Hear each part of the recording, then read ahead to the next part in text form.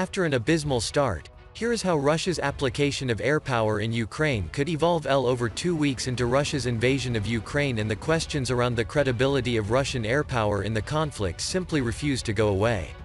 Following an apparent spike in Russian aircraft losses over the weekend, it's unclear what the next phase of fighting will bring for the Russian Aerospace Forces, or VKS. With Russian advances being held up by stubborn Ukrainian resistance, there are mounting fears that the air war is now entering a new phase of bombardment, with a high potential for civilian casualties. Meanwhile, the U.S. Department of Defense assesses that the airspace over Ukraine remains contested, with a significant amount of Ukraine's air combat and air defense capability still intact. There are indications that Russia may turn to a more robust destruction of enemy air defenses campaign in order to break Ukraine's ability to continue contesting its airspace. As the war began in the early hours of January 24, there were expectations that the VKS would be at the forefront, having massed its assets close to Ukraine's borders, and especially in Belarus, in the days and weeks beforehand. In addition, the quantity of aircraft already available to the VKS at bases within reach of Ukrainian targets was significant even before that buildup. Western intelligence assessments put the number of advanced VKS combat aircraft in the region at around 300. Meanwhile, the total number of all combat aircraft in Ukraine's inventory was thought to be less than 100, with a significantly smaller number likely to be fully serviceable.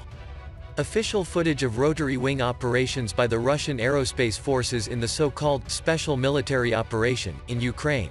Many observers, therefore, were waiting for the VKS to help kick the door down ahead of the expected advances on the ground, destroying the fighting capabilities of the much smaller Ukrainian Air Force and taking out as much of the country's ground-based air defense systems as possible. Whether that would have involved a campaign fought all across Ukraine, or if instead the VKS would help create sanitized corridors through which ground forces could pass, isn't clear. In the event, neither materialized.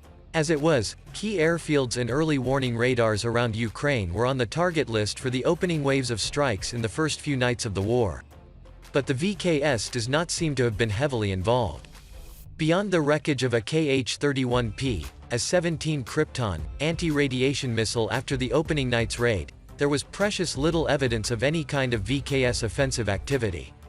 Instead, it was left to Russian cruise missiles, launched from vessels at sea and from ground-based launchers, and short-range ballistic missiles, to conduct these strikes. While Russian long-range bomber communications were reportedly detected, so far, we have no concrete evidence that these aircraft were employed as cruise missile delivery platforms. It seems highly likely that the VKS, as well as other Russian military commanders, were actually surprised when they received the invasion orders. Perhaps, the war plan was even concealed from all but the most senior military officers.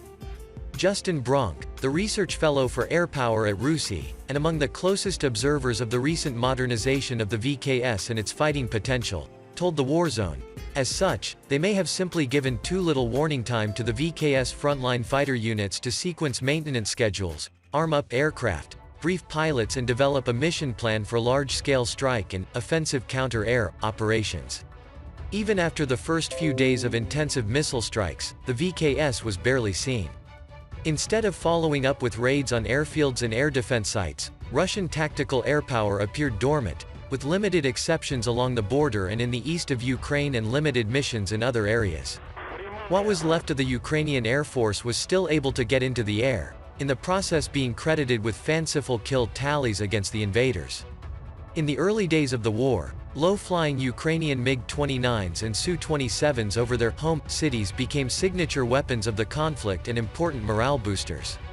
Why they were not swatted down by the numerically and technologically superior Russian fighter jets in the region remains baffling. Even slow-moving Ukrainian Su-25 ground attack aircraft continued to fly missions in at least some parts of the country.